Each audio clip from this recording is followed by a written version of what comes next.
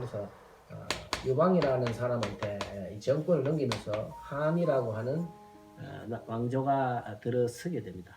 기원전 약 2세기부터죠. 기원전 220년 전입니다.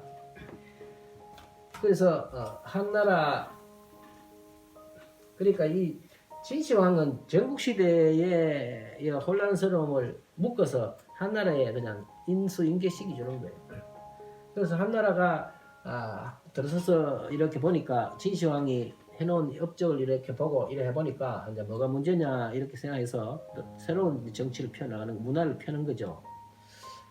그래서 진시황 때도 마찬가지지만 한나라가 이렇게 되고 나니 이 사람들이 많아지니까 문자를 좀 효율적으로 빨리 표기를 해야 되겠다는 문제가 생깁니다. 그래서 이 서체의 변화라는 것은 딴 것이 아니고 글자를 쓰는 속도를 어떻게 하면 빨리 할 수 있느냐는 문제가 기본이 돼 있어요. 생활이 바빠지고 사람이 많아지면 뭐예요? 빠르게 쓰고 빠르게 전달돼야 되는 목적이 있는 거죠. 그래서 전서라는 것이 가지고 있는 불합리성을 조금씩 없애자는 거죠. 전서는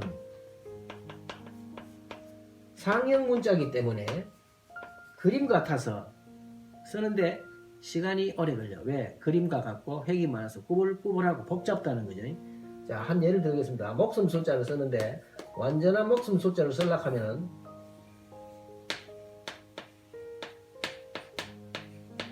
이게 목숨 숫자의 완전한 글꼴이에요. 이거 보통 머리 좋은 사람 아니면 쓰겠습니까? 그죠? 그래 목숨 숫자 하나 쓰다가 이게 날이 새버린단 말이죠. 그죠? 그래서 이거 복잡다. 이거 좀 좀 간단하게 해서 하자 해서 없앨 거 없애고 떨 거 떨고 줄을 거 줄고 막 이렇게 해서 그죠? 이것을 간략화하는 거죠. 뭐 간략화 했다 해도 뭐 한계가 있겠죠. 그렇지만 이게 곡선을 직선화하고 둘로 도는 걸 바로 가자는 이야기입니다. 곡선을 직선화하고 생략, 필요 없는 것은 떨어버리라. 이렇게 이 원칙이 지켜져요. 이래서 이제 예서라는 글씨가 돼요. 알겠습니까? 그래서 예서에는 뭐 이런 글꼴이 되는 거예요. 납작한 글꼴이 되는 겁니다. 그래서 한나라 때에서 예서가 약 4세기간 지속이 됩니다. 그리고 여기서 다시 분화가 되어서 한나라가 망하고 한나라가 기원 후 2세기까지 가죠. 3세기부터는 글씨가 다시 또 발전하기 시작합니다. 역시 빨리 써야 되겠다 하는 이 원칙이 그대로 작용해서 해서가 나오고 행서가 나오고 초서가 동시기에 같이 발달해 갑니다. 그 당시 쓰는 상황에 따라서 시간이 천천히 있을 때는 천천히 쓰고 바쁠 때는 빨리 쓰고 정말 바쁠 때는 더 빨리 써서 이런 세 개의 서체가 지금도 그대로 사용되어 오고 있습니다. 그렇게 쭉 발전되어 오다가 이 한나라 때부터 한나라 망하면 삼국시대에 들어오죠. 삼국시대가 있고 위진 남북조 시대가 이렇게 들어가요. 남북. 그 다음에 뭐 중국 역사가 복잡지 않습니까? 수, 당, 송, 원, 명, 청 이렇게 정권도 바뀌고 지배 민족도 바뀌어요. 이렇게 많이 바뀌고 옵니다. 오다가 이 청대가 되어서는 좀 특별한 사건이 일어납니다. 어떤 사건이 일어나느냐? 이른바 복고주의가 고정학이라고 하는 복고주의 학풍이 불면서 옛것을 연구하는 시기 학풍이 와요. 옛날 물건을 연구하는 그런 학풍이 봅니다. 이른바 고정학이라고 해요. 고정학이라는 것이 부러지면서 옛 문화에 대한 아주 문화가 연구가 많이 일어나요. 그래서 옛날 고문자에 대한 연구가 활발히 일어납니다. 그죠? 그래서 고문자의 연구가 일어나니까 어때요? 옛날 문자에 대한 새로운 미의식이 싹 트는 거예요. 그래서 고문자에 대한 예술적 의식이 다시 살아나기 시작합니다. 그래서 옛날 문자에 대한 아름다움을 다시 재생시키는 거죠. 그래서 이 시기에는 이렇게 해서 행서 초서만 글씨를 써오다가 청나라 때부터는 전서와 예서가 다시 부활한다는 거예요. 전서 예서가 다시 부활을 해요. 그래서 청나라 때 전서나 예서는 진나라나 한나라 예서하고는 또 다른 약간 좀 더 아름다운, 외부 아름답다고 볼 수 있는데 정리가 된 이런 글꼴이 새로운 서예 세계가 일어나는 것이 중국 서예사의 큰 단면입니다. 자, 그러면 오늘 우리가 전서를 공부하자는 의미에서 보면요. 자, 전서는 크게 왜 볼 수 있느냐? 전서는 진시황을 기준으로 해서 그 전에 약 1500년의 역사를 가지고 있는 거예요. 각골문이라는 것도 일단 부터 주나라 검문대까지 한 것을 정리한 글꼴이다 하는 것이죠. 그러면 그리고 이 전서가 다시 씌어지기 시작한 것이 언제냐면 청나라 때란 말이에요. 그래서 전서는 크게 봐서 진시황 이전의 글씨와 청나라 이후의 글씨 두 종류로 볼 수가 있습니다. 알겠습니까? 그래서 자, 그러면 전서를 이거 어떻게 공부를 해야 되느냐는 거죠. 그죠? 어디로 가서 어떻게 나와야 되느냐 하는 것입니다. 자, 그래서 이것은 옛날로 올라갈수록 정리가 안 될수록 어렵고 복잡하고 난해합니다. 그렇죠? 그래서 진시황이 그 고민을 다 해가 이사가 그 고생을 해가 정리를 해놓은 거예요. 기본 글꼴을 정리, 연구, 개발해서 딱 이렇게 이런 걸 우리 보통 뭐 전형이라고 이야기하는데 그죠? 전형이라고 하는데 기본 글꼴을 딱 이렇게 분류를 해놨어요. 우리도 마찬가지 아니겠습니까? 20세기 들어서 근세에 쓰던 문자를 정리한 게 해서 근대에 우리 들어오면서 뭘 했어요? 한글, 맞춤법, 통이라는 게 있었죠. 그죠? 20세기 초기만 하더라도 아래아 이런 거 막 나왔어요. 신문에 보면은. 그 한글 맞춤법 통이라는 게 있었듯이 이때 당시 이사가 이제 그 역할을 한 것입니다. 그래서 정리를 싹 해놨어요. 그래서 글꼴을 매우 안정스럽게 체계적으로 원리를 잘 넣어서 전형을 잘 만들어 놨어요. 학습하기 좋게. 그래서 서예 공부를 할 때나 뭐 딴 것도 마찬가지래요. 전형을 먼저 공부하는 것이 순리다는 거예요. 그걸 공부하면은 쉽게 이해한다는 거예요. 그 전형을 이해하고 난 다음에 소급을 하는 겁니다. 이렇게 소급을 조금씩 앞단계 한 단계로 들어가면은 조금씩 이해가 되는 거죠. 이거 하다가 갑자기 저 각골문으로 넘어가면 어려워요.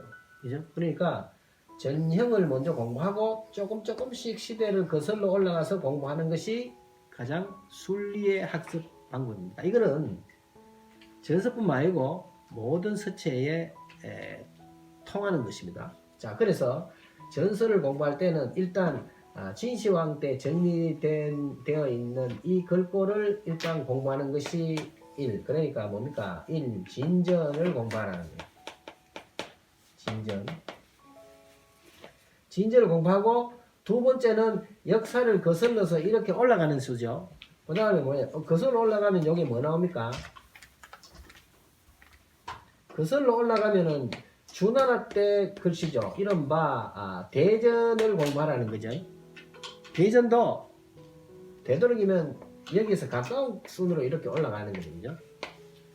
뭐가 있을까요? 이거는 뭐 서예사에 이 안목이 없으면 모릅니다. 그러니까 이 한 칸 더 올라가는 것이 이른바 주나라 때 진시황에 가장 가까운 글꼴로서 가장 그 오래된 것이 뭐냐 하면은 석고라는 게 있어요. 석고라는 게 있는데 석고문이라는 게 있어요.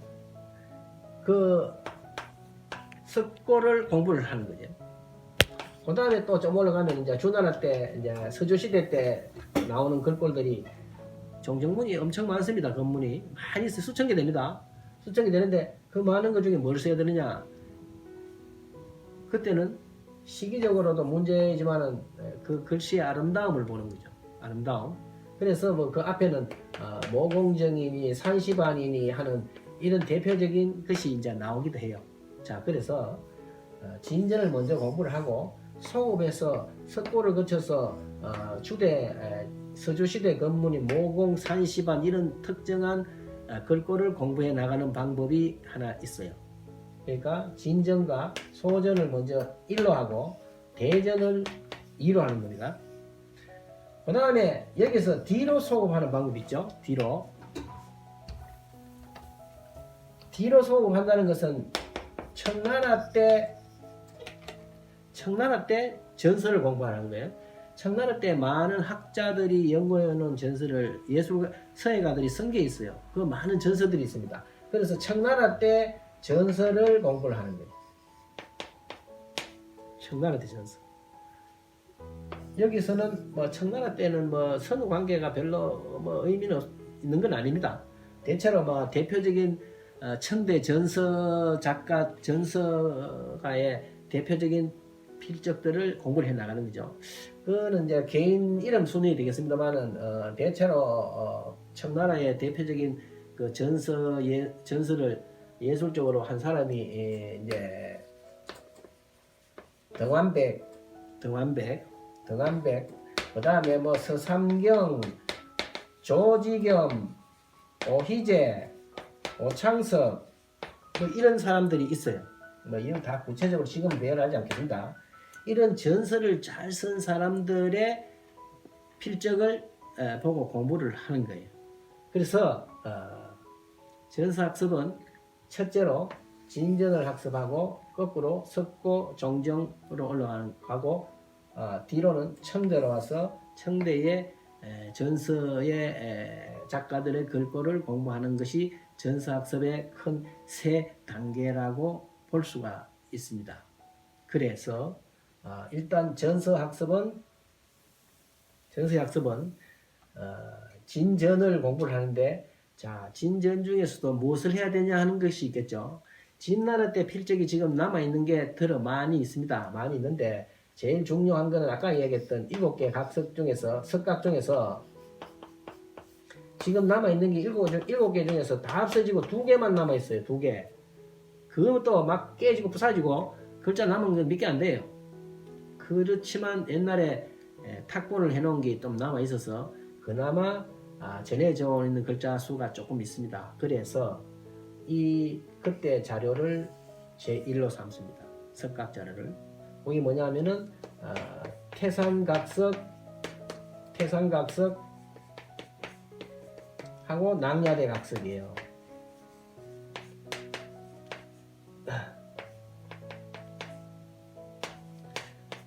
태산 낭야대 각석이란 게 지금 남아있는 게 있다는 거죠. 그죠? 그래서 이게 지금 전서 공부하는데 가장 기본이 됩니다.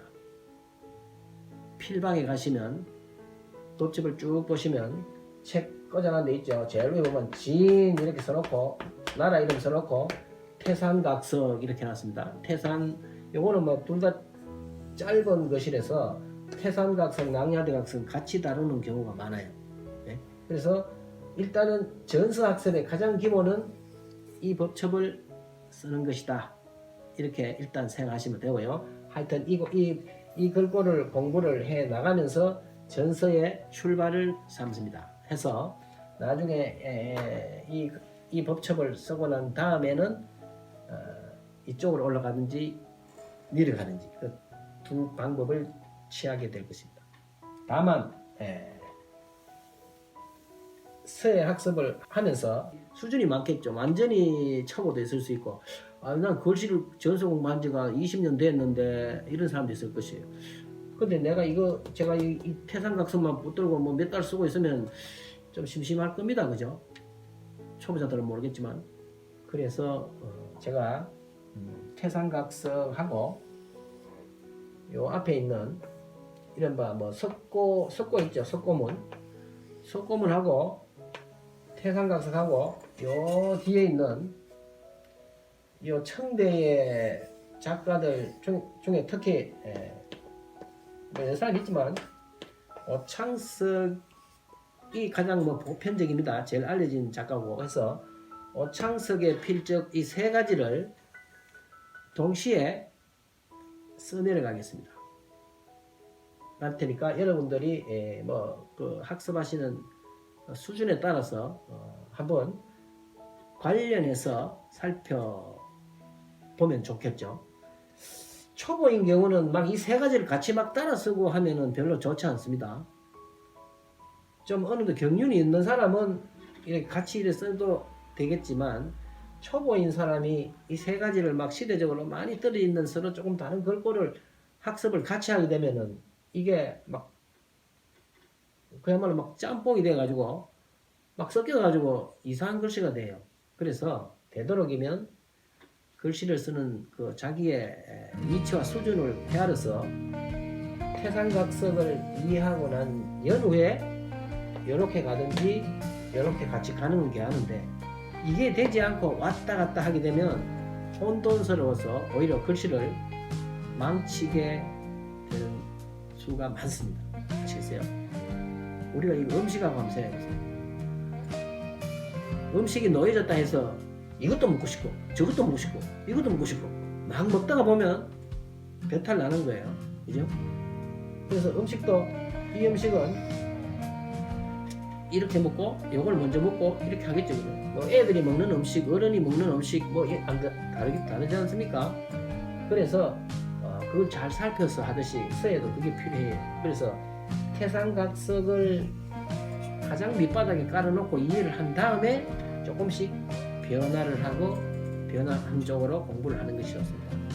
제가 써내려가는 것은 이 법적 세계를 거의 뭐 비슷한 시기에 같이 써내려가겠지만 그 점을 특히 주의하셔가지고 이쪽에 제일 관심을 많이 두었으면 그런 하는 당부의 말씀을 드립니다. 자, 전체적인 흐름을 이 정도 하고 다음 시간에는 전서에 대한 실제적인 이야기를 하기로 하겠습니다. 감사합니다.